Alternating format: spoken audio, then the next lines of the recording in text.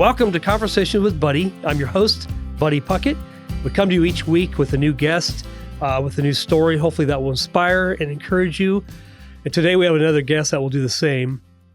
By the way, if you have a topic you want to hear about, a question you want answered, or a guest that you'd love to hear, please reach out. You can email me.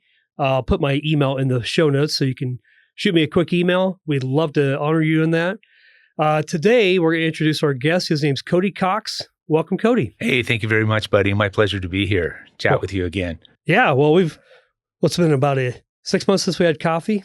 Yeah, I think that's about right. Yeah. Okay, And we chatted about coming on then at that point. Yeah. So, yeah. Well, I've known you for a decade or more. I don't know how long exactly, but a long time. Yeah. It's hard to go back and think, but yeah. Especially since, time seems to just fly by way too fast. And so, and here we are, and we're done with July already. I know. We're in August. Yeah. Amazing. Well, hey, let me do a quick introduction of you. Sure. I always say that, I know you pretty well, but I'm going to learn more about you today. Yeah. So this will be fun. All right. So first and foremost, 42 years in the mortgage industry. That's correct. And currently at ODVA. Correct. For how long? I've been in the position I am right now for about 10 and a half years. Okay. I've been with the state about a little over 13 years, but I'm not really a state kind of employee. I still bring the private sector mentality into it. Sometimes that helps me run into some walls, but also allows me to bring a little bit of innovation into state government, especially when it comes into the mortgage type of things. It needs that, right? I mean, it does, and I'm still working through right now a lot of archaic type of computer systems and trying to modernize some of that. So it's just got its challenges, but also it's got its rewards. Yeah. And we'll dive in a little bit deeper. I want to hear more about some of these other companies. I know we talked about Ben Franklin, Washington Mutual, but we'll dive into that in just a moment. Sure. Which is what you see next is previous employers are out of business. We'll talk about that. Oh, yeah. Washington Mutual, one of them. You're really an entrepreneur working for someone else. Right. I like that. You have created a fund to buy notes on residential properties. Correct, yes. And that's really what I'm excited to hear about. Good. You started your own line of beard butter. That's right. So beard butter. Yeah. I don't have a beard, so I don't need any butter for that. That's kind of cool. What's the name of the company? Cody's Beard Butter. I mean, Cody's it's Beard real Butter. original. Come on. It is, and it's all natural ingredients, all organic, and I've got my little label on it that says supernatural, highly favored. Yeah. So it's supernatural, highly favored. Amen to that. I know where that's coming from. Exactly. Okay. And you also go to the River Church. I do. How long have you been going there? I've been there about 2.5 years at this point in time. Yeah. So, and it's grown a lot in the last 2.5 years. We've got a big event going on right now. What's the event again? It's called the Big Bash. It's being held at the Salem Volcano Stadium. Okay. And it's free for anybody. We're giving away a lot of prizes, giving away a lot of, not a lot, but we're giving away a truck. And it's got a lot of vendor booths and a lot of other activities, a great family event. So I would encourage anybody, by the time this probably airs, it's probably going to be over, but it's still something that is a great outreach that we do. We do two major outreaches each year. One is we do a big Easter celebration. We had it at Waterfront Park this last Easter, and we had 10,000 people show up for that. We expect probably a similar type of showing at the Big Bash. And that's tonight or this weekend? It started yesterday. It's going on right now. It starts at 10 o'clock today, goes to 10 o'clock at night, and also be on Saturday and Sunday. So we'll have our Monday morning or our Sunday morning church service out there as well. Pretty cool. Yeah. Well, yeah, this podcast won't air for a couple weeks. Yeah. But I'm going to pop this on the video today so people can see what's going on. So thank you for that. No, that's awesome. Yeah. Love that. Love that you're involved. So that's pretty cool. All right. Let's see here. You have several outside interests. Yeah. What specifically besides the notes and beard butter? What else? Well, as you mentioned, I'm pretty active in the church, and that's something that's real important to me in my life is to give back as best as I can. Yeah. We believe not only in, giving your financial resources to the church, but also giving your time and talents. And so if there's some way that I can help out the church in that regards, a lot of things I've done is because I've been in the financial industry for a long time, is have opportunity to teach some of our members various financial principles. Yeah. And so, I do a lot of personal investing and things such as that, and work with self-directed IRAs. And so, we've got to find ways to fund the end time harvest. Amen. And so for everybody in the church to be able to increase financially, I think is very important. So I use the knowledge that I've gained over a number of years and try and bring that into the church. Yeah. So, well, hey, there's nothing wrong with making money and learning how to be fiscally responsible and be a good steward of what God's given us. So the time, talent, and treasure that you mentioned. So one of the things, you're managing the longest continually running home loan program in the state, constitutionally mandated by a vote of Oregonians in 1945. That's ODVA. Right. Yeah. Okay. Here's a question for you. Sure. We'll dive in a little bit. We're going to talk about what retirement means to you. Oh, yeah. So let's just start there. I know, we're not getting any younger, Cody. Time is flying by. We're no spring chicken. But yet, God's not done with us. He's still got work for us to do. Right. What does retirement mean to you? Yeah, God's in the process of what the Bible calls perfecting us. And so so we will continually walk and try and improve our relationship with our Lord and, whatever we can bring to other people, because, we're mandated to bring other people into the kingdom. And so retirement means to me basically is because like we discussed, you and I will never really fully retire. There's really not a porch for me to sit on. And so I'll always be doing something. And in that regards, it's a matter of me not retiring from something, but retiring to something. And so, I when I came to ODVA, about 13 years ago or 10 and a half years ago for ODVA, I was able to bring some things in from the private sector, increase our volume. 5 of the top 5 volume years going back since 1997 have been within the last 10 years that I've been there. So, and there's been some challenges prior to that as well, but for me, I think it's time to hand off the reins to somebody new. I think I've done what I need to do there. I had 3 kind of legacy items I were working on. One of them is I wanted to bring a refinance program to ODVA because in the past we'd never had one. And I wrote up a legislative concept, and it's went through the Oregon DOJ. It's been through the governor's office and through legislative council.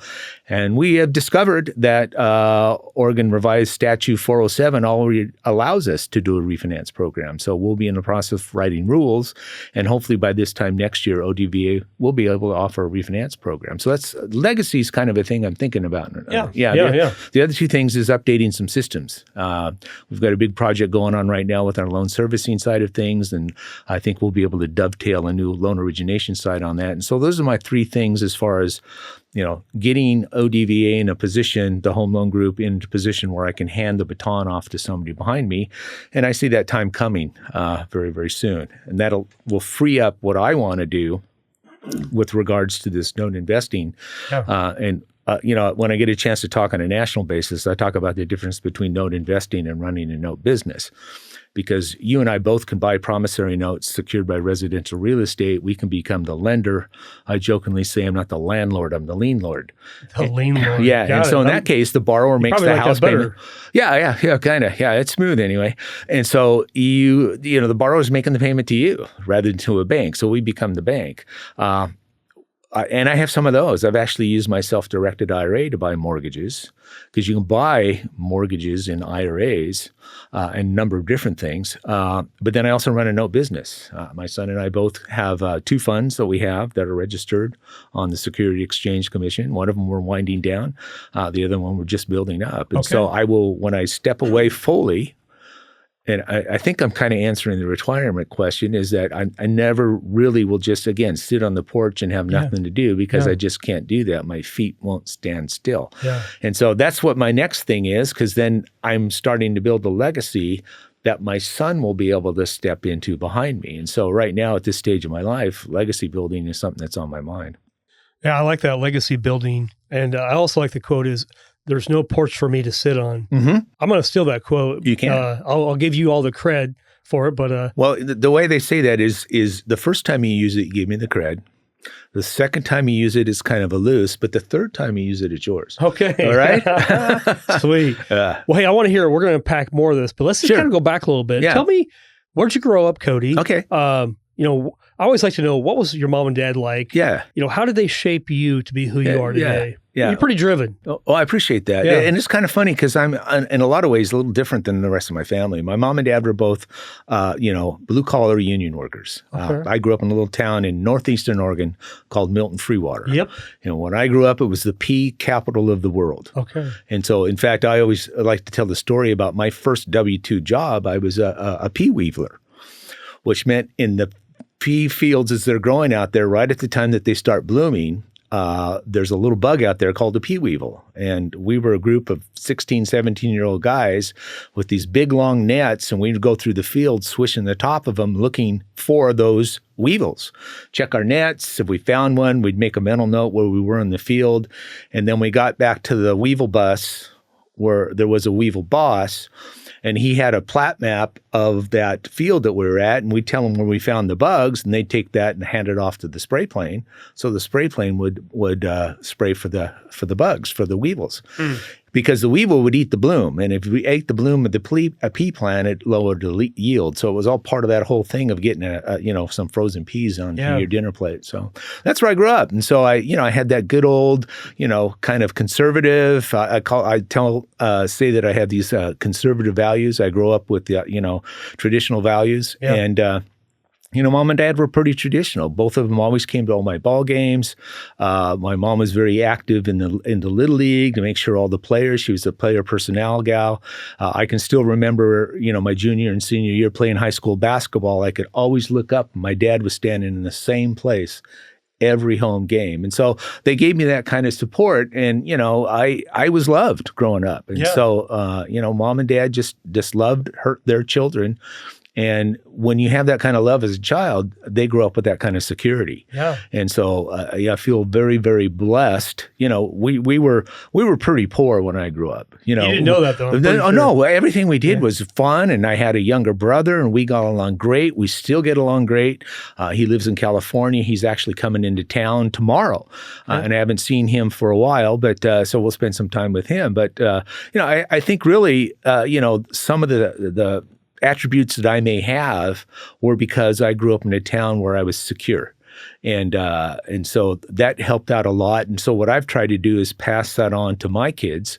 And so one of the things that really rewards me in seeing my kids is them doing things to their children that I did with them. Yeah. And so obviously some of those values and things that you do as a parent pass on generationally. So again, it kind of gets back to that legacy, if you will. Yeah. And your parents give it to you and you're passing along. Yeah. Are your parents still alive? No, both of them have passed away. Okay. But it's kind of interesting. I did a little research on the family and found out that I am a fifth, maybe sixth generation original Oregonian, because I had my great-great-great-grandfather was one of the original pioneers that came over the Oregon Trail, and they settled on a donation land claim just out of Junction City. Okay. And there's a place down there called Cox Butte, which is named after him, Solomon T. Cox, and I want to go down there and just stand on that land. Yeah, there you go. So, that'd be cool. It's kind of cool.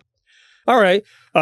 You played lots of sports in high school? I did, yeah. I played baseball. I played some basketball, a couple years of I played all 4 years of basketball. Played a little golf. So you're a golfer? Well, sort of. Sort of. Yeah, that was BC. Before children. Before children. Yeah, okay. Yeah. Not before Christ, but before children. Yeah. Okay. How many kids you get? Two, by the way? I have two boys. One's 37. The other's 33. I may be off a year. That's okay. Yeah, I get it. I'm trying to figure out how old I am. Yeah, yeah. So. Well, time keeps flying by. Sure, so it does. After high school, college, marriage. Yeah. Life. Yeah. What's that look like? So after high school, I went to University of Oregon. I'm a Duck. You're a Duck. Okay. I am a Duck, and went down there. I didn't graduate. I don't have a degree, which was fine. There were some financial troubles back at home, and went back home and did what I needed to do back there. That was I graduated from high school in 1974. I was went to school for 3.5 years. Almost finished, but couldn't. Oftentimes I've thought maybe I could go back and do some continuing ed and get it done. But at this point, it may not be necessary. I initially got married in 1984. Moved to from that area to the Portland area. I worked on the 18th floor downtown Portland of the Ben Franklin building. Okay. And those of you who might know who the Ben Franklin, at that point in time, they were one of the largest savings and loans in the Pacific Northwest, larger than Washington Mutual was at that point in time. I was there when the feds walked in for the Resolution Trust Corporation. And 20 minutes later, the CEO walked out. So I was a commissioned loan officer for the RTC for 12 months. And so in the introduction, you talked about the places I used to work for. Yeah. They no longer exist. They were bought by Bank of America, I think it was, and that's how Bank of America entered into the Northwest. Okay, interesting. Way back then. Then I went for work to Washington Mutual. Washington Mutual, of course, the old friend of the family. Yeah. I started off as a loan officer with them, became like in the top 5 originators across the Northwest when it was just that, I call it the sleepy little Northwest Savings and Loan, the rodeo grandmas, friend of the family, all that sort of stuff.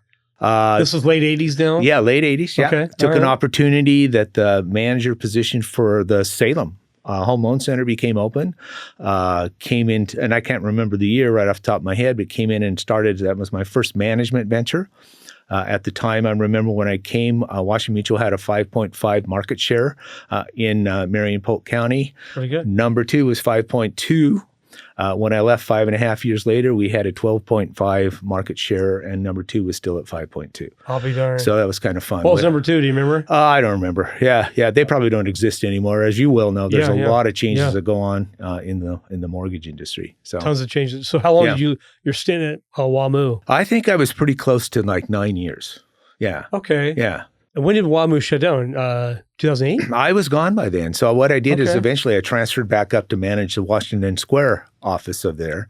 And that was right at the time when Washington Mutual was going through their major expansion. They bought 3 thrifts out of California and allowed that management team to come in and take over the mortgage operations. Now, I had always been a relationship type of loan officer and manager. But that particular companies that came in and took over, they were more transactional based. They're the ones that introduced the old option arm program. If you remember that. Oh, I do. Which I sold a few of those. Coffee. Yeah. Oh, yeah. And so because it was a different culture, different type of level of what I wanted to do, so I made a change. I went over to a company called SunTrust Mortgage, if you remember SunTrust. I was an account executive for them, which I thought wholesale account executive. So I sold money to mortgage brokers. Yep, like me. In those days, the advertisements were, I have access to 1,000 different lenders. Well, I was one of those lenders, and my goal was to try to be number 1 or number 2 with that particular broker shop. I was there with them just less than 5 years. Okay. And that was right at the 2008, 2009 mortgage meltdown. And so, we all remember that. So I was able to negotiate my termination just 2 Mondays before Christmas in 2009. And so I was 16 months unemployed. But SunTrust didn't go down, did they? Not so much, but they closed down all their wholesale operations. Oh, they did. So the wholesale division is going. Yeah. Okay. And they kept the correspondent division, kept the retail division. But at that point in time, because as you probably will know, a lot of the conversation at that point was that the mortgage broker was greatly responsible for the mortgage meltdown. And so, nobody wanted to work. Nobody was making loans. And so it was a matter of it was a production-based, incentive-based type compensation. So if you're not bringing in loans, we don't need you. So and that's fine. I mean, I understand it. And what it did, it kind of gave me an idea to move into something different. And so during that 16 months that I was unemployed, I actually went out and flipped a house and walked away with a check for just under $100,000. Okay, so house flipper. Yeah, I did a little bit of that. Okay, that's fun. Did some of that, yeah. But the thing about that is that in order to really flip a house, you had to have the time to go out and negotiate with the owner of the house, negotiate with the seller. And then, after that 6 months, I was brought on board to Oregon Housing And it became difficult to go out and make some conversations with various sellers because the time was limited. Especially in the wintertime when it gets dark at 4:30, and you only had the weekends, and the weekends were times that you really wanted to deal with family and all the other things that, maybe some It's sort like of having a second job in a way. It is. It is. It's all a side hustle, if you will. And I think everybody should have a side hustle at some point in time. I agree. Because there's some tax advantages to that. And one of the things I learned through all this time is how I can better improve my tax situation. Because now people look at the tax code and they think it's this big ominous thing to try and take your money. But if you really look at the tax code, it's really kind of a blueprint, a roadmap on how you can reduce your taxable income. So if you look at it from that way as something that you can use and follow, learn about, and find ways to reduce your taxable income, it's actually written fairly well. It's just like and most people put their head in the sand; they're not paying attention. And there's so many resources out there to learn. If they're driven and they want to do that and they want to free up more time, because the entrepreneurial part of me wants to develop more freedom. There is money involved there. There's compensation, there's return, but it's about the freedom. And that's what being self-employed for me or being an entrepreneur is really about. The whole idea of freedom, we all want freedom, but it's interesting. Entrepreneurs often work more hours and they don't actually get the freedom that they're looking for. Correct. So maybe it's $1 million question, but how do we actually get to the point where we're free? Yeah. Well, one of the things I've done, and we'll talk a little bit about this note investing, it's like developing passive income. Okay. That's the thing you really got to do, that you can actually earn money while you're sleeping at night. Warren Buffett has this quote that says, if you're not making money off passive income, you're always going to work for somebody. That's right. And so what I did is I made the choice that, I'm in this mortgage industry. I've been in it for a long time. Yeah. Why don't I become the bank? Why don't I find a way that I can invest in mortgages and develop a passive income so I don't have to put my hands to anything? Yeah. I'll bring the vendors in. I'll bring the other people that can do all that stuff for me. And I'm just sitting there kind of coordinating everything. And the one thing I like about this mortgage industry, this note industry that I'm, pretty heavily involved in, is I can do it anywhere in the world as long as I have, a good internet connection and access to a cell phone. And so here about 2.5, 3 years ago, I spent 15 days down in Costa Rica and I was doing mortgage business down there. Yeah. So all tax deductible and the whole trip. Yeah. Yeah. How cool is that? It is good. So how long have you been doing this note? About 2013. 2013. Yeah. Okay, so 11 years or so. And I was somehow I became the president of the board of directors for Northwest Real Estate Investors Association, which is a kind of a branch of the National Real Estate Investors Association. So I was part of the Portland group, ran the organization. Part of my duties was to bring in national speakers that could help other real estate investors. And so I got to know some of these guys. And I brought a guy in who was talking about investing in notes. And typically the way that structure is they'll have a 90-minute Thursday night meeting and then have an all-day class on Saturday. So I'm sitting in the class on Saturday listening to this guy, and all of a sudden I go, that's really what I should be doing, because that's really right up my line. Yeah. I had previously flipped a couple houses and that, but that was, too labor intensive. It's not passive. Right. And so I started delving into all this, and basically at this point in time, I've done about 100 deals across the country. I've never seen any one of the houses. How cool is that? Because I'm buying the paper. I'm not buying the property. Yeah. And so from my perspective, it's kind of an ideal thing for me. Yeah. So that's, one of the things, again, as I talked about trying to do some teaching and training to the church, is how people can develop their passive income. Because I have this belief, and you're going to get me a little bit on a soapbox, but I like this real well, is that all of us have been called by God to do something, some sort of calling, some sort of thing we're supposed to be doing. But most of us get caught up with this thing called a job. And the job often restricts the things that we want to do from a calling. And so if we find a way to develop passive income or things that we don't have to be so active on, then that allows us to have the time to give back to the kingdom and do the things that we've been called to do. So that's kind of my bent, if you will, kind of what I want to do as far as helping people understand that there's a concept out there that you actually can fulfill the calling that God has called you to do. Yeah. If you can find a way. Because, unfortunately, we're not of this world, but we live in this world. That's right. And, even to go get a cup of coffee, you have to have some cash. That's right. And so if we can find a way to develop that cash without, spending 40, 60, 80 hours a week trying to do that, we're trading, our time for money. Yeah. What's the biggest reason why people don't maybe follow their calling that God's called them? Why are they avoiding that, or maybe not thinking that they actually have a calling on their life? Because I agree with you. I think we all have a calling. Yeah. I think a lot of it is, I'd say, awareness. Having awareness about what they're supposed to be doing. Okay. Every one of us had, and when we were growing up, had something we just loved to do. Yeah. That was a passion that was put into us as an early age. And so maybe that's something that somebody could be doing to fulfill that calling, as they get into their, mature years, if you do ever achieve maturity. The other part of it is just education. Because, when I tell somebody, and I'll tell you this, if you have a health savings account, which a lot of self-employed people have a health savings account, that you can flip houses in your health savings account, they kind of go, what? How do you do that? But you can flip houses in a health savings account, and they need somebody to show them how to do that. Yeah. And so it's a matter of education. Yeah. That's right. Yeah. Did you know that? I did not know that. I mean, I know you can do a self-directed IRA. I learned that probably 25 years ago. Yeah.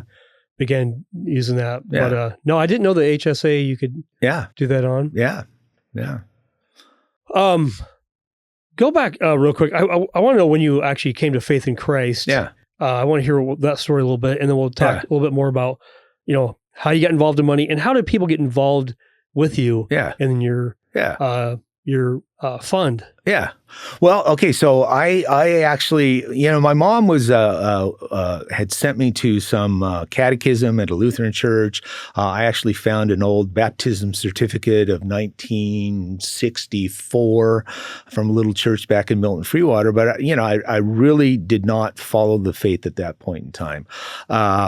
But then, got married, moved to Portland, and my wife was going to a school at that point in time, and her instructor was a believer. And they invited me to go to a church on a Wednesday night to listen to a guy who was running for state senator. And so, I'd kind of have some political ideas as well. Yeah. So I went to do that, and then he talked for 20, 25 minutes, and then they had the regular church service. And then at the end of the service, they had an altar call. And I responded to the altar call. And that, I think, was like May 5th, 1986. Okay. And so, but, I didn't have this big, huge revelation a lot of people talk about when they finally get saved. Yeah. And so there was a time when even though I knew I was a forgiven, I knew that I was a believer and believed in Jesus Christ, I didn't embrace that as strongly as I could have. Yeah. And so went through a lot of years, lean years, if you will, but finally decided that, my life isn't really going down the path that I wanted to go down. So let's really look into this. So, I've been a regular attendant of church for many, many years, but there's a lot of people that go to church that are not saved. And so I probably was one of those for a long time. And so after rededicating my life to Christ, getting baptized again, because the Bible doesn't have any limits on how many times you can get baptized, and found a place where it was home for me.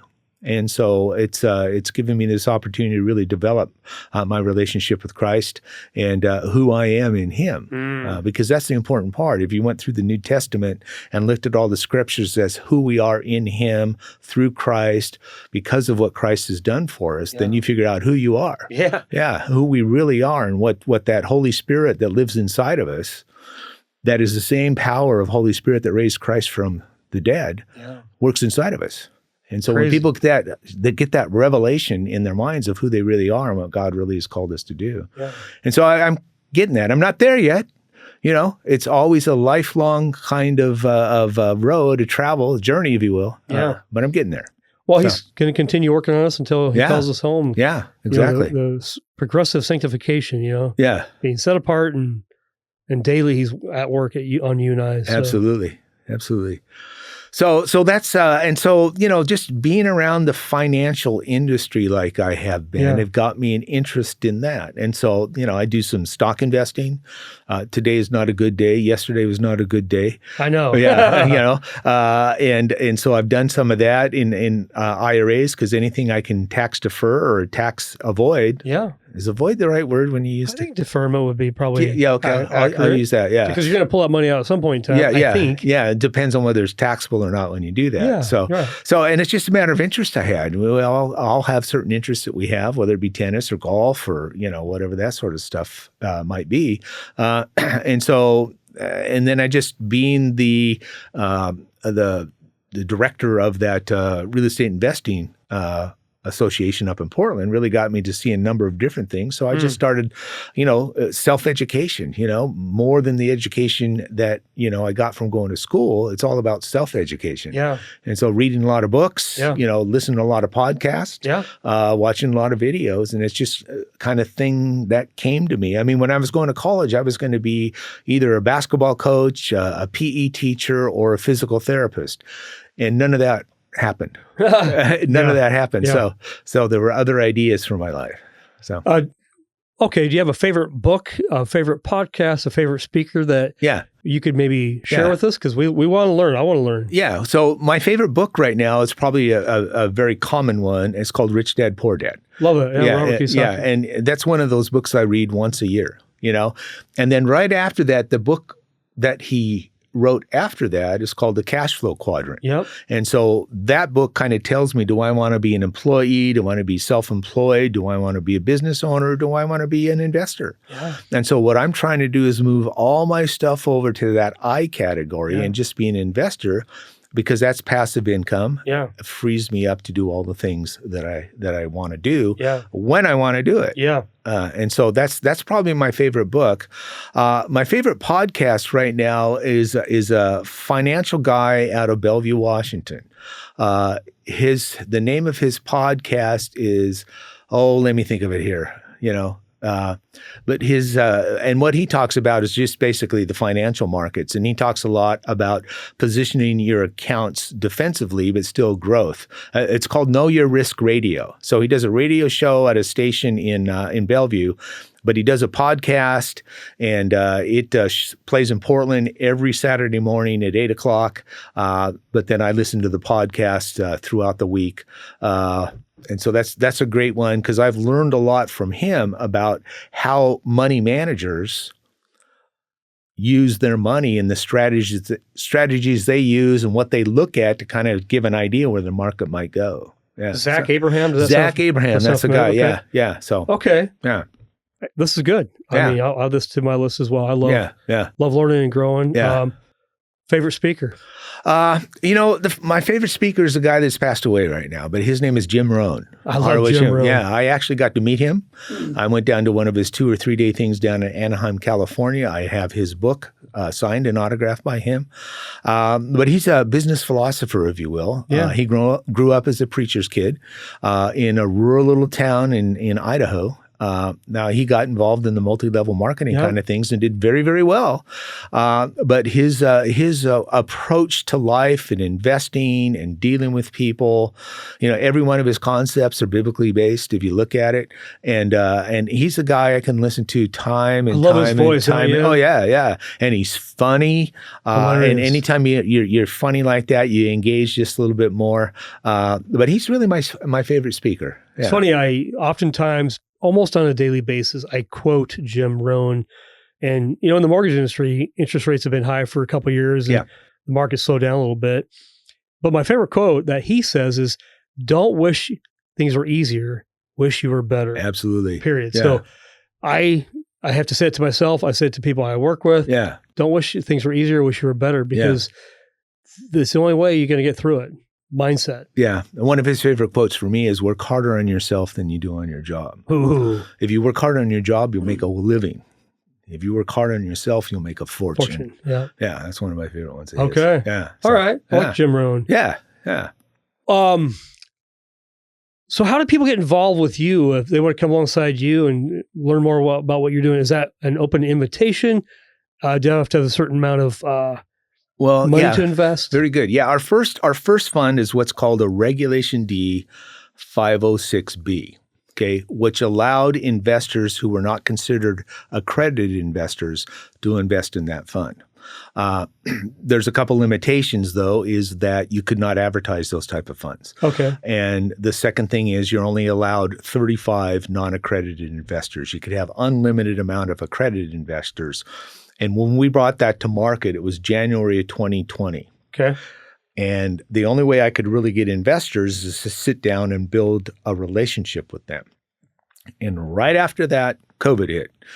Everything shut down. Yeah. And so to go to a coffee shop or a restaurant or even meet with somebody at that point in time was very, very limited. But we learned a lot of things from that. This fund, because of what's called the private placement memorandum, which is the governing document of how our fund operates, has us winding down this fund by the end of this year. So we're in the process of liquidating the assets that we built in that particular fund, paying our investors the return of their capital and paying them about roughly about an 8% return on their money. Purely passive on their side of things. Yeah. Now, the new fund that we set up is a Reg D 506C.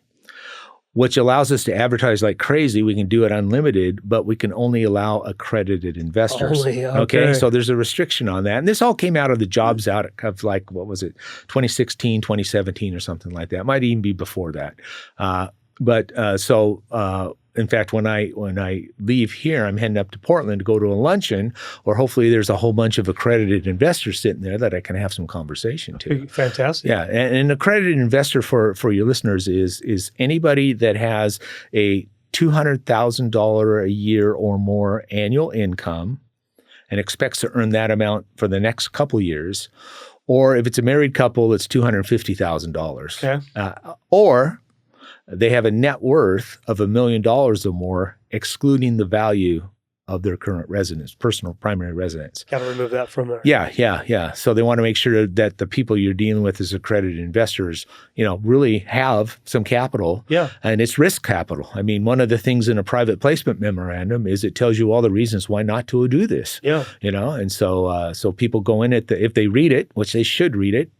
I mean, you should read it just before you go to bed, and then you can do it again tomorrow night, and then tomorrow night after that, because they put you right to sleep. Yeah. And we've got a SEC attorney out of Maryland that does all the work for us, and so it's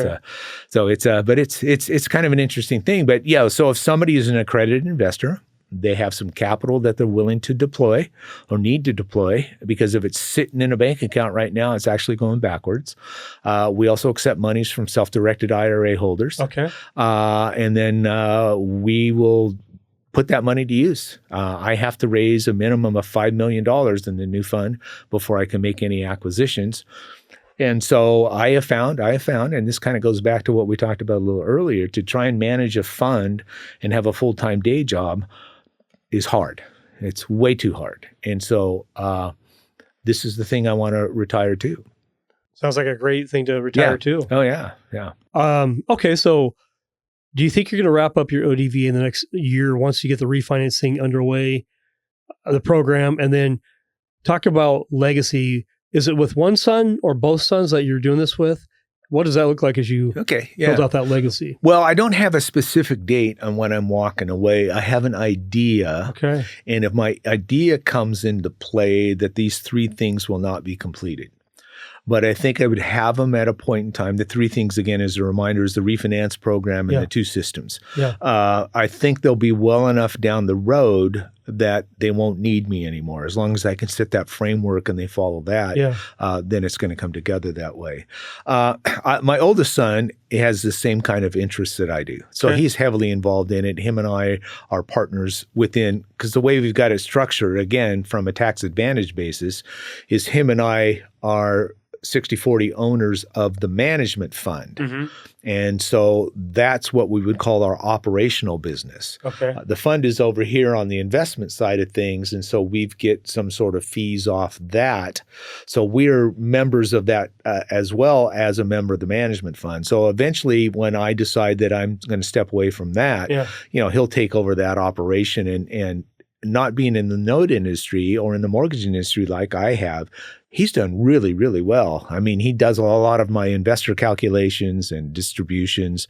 I do a lot of the investor relation kind of stuff and raising capital.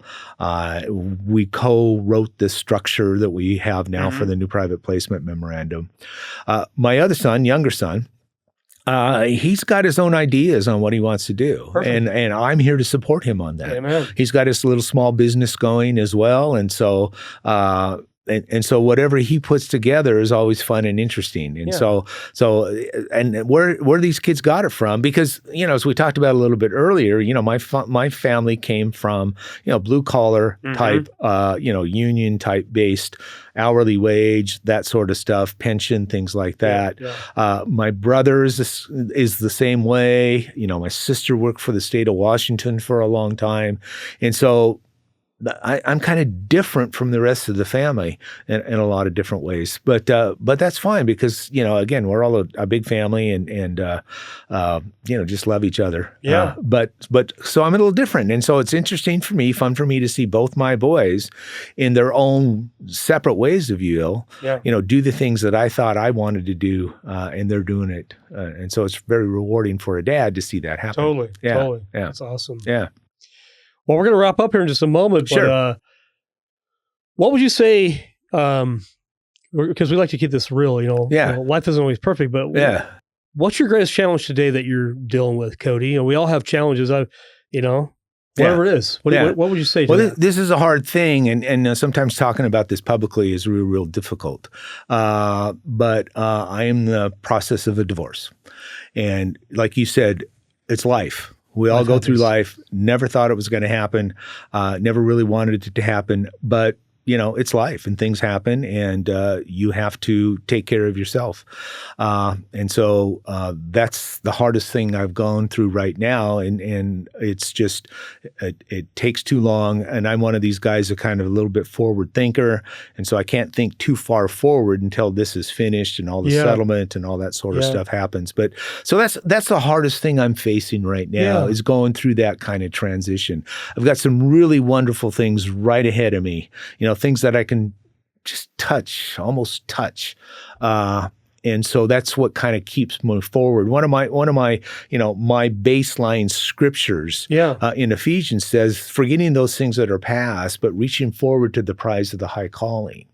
And so I'm a reaching forward kind of guy. That's one of the things that I'm looking at. And so, when you have a couple things that are anchors, if you will, or things that you've got to, need to kind of move on from. I don't get to move as fast as I normally like to. So how long were you guys married, and what is maybe the lesson God is teaching you through this? Because we're all learning, right? Yeah. I mean, well, this past June, since technically and legally we're still married, would have been number 40. 40. Long time. 40. And during that time, people change. That's true. And so when those changes don't happen together and the communication breaks down and certain other, issues come into play, and, in my situation, it was best for me to make a change. And, I wish her all the best. And I want her to succeed in everything she wants to do. It's just what she wants to do is different than what I need to do. Yeah. And so, so if there's any advice in that is that, people need to grow together as best they can. Husbands and wives need to grow together and go together to church, be involved with Christ, pray together, all that sort of stuff.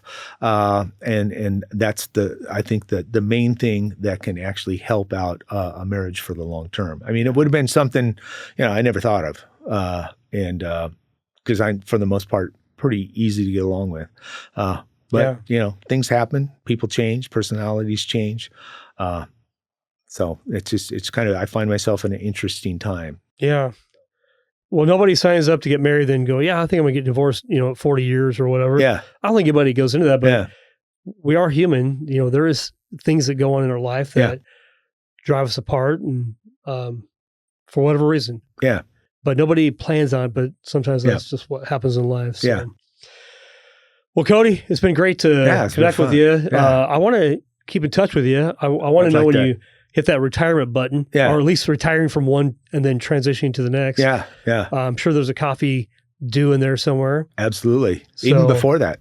Hey, I don't have to wait till that happens. yeah, absolutely. I want to Yeah. hear. Yeah. I want to hear later today how your investor meeting goes. Yeah. Yeah. You know, what'd you learn? What you know? You got any new investors? Sure. So That'd be fun. keep us posted. But Yeah. well, thank you for listening each week. We really appreciate you. Again, if you'd like to be on our podcast, we'd love to have a conversation with you. If you do me a favor, would you subscribe to this podcast? Would you share it with your family and friends? And let's get the word out. Let's be encouraged.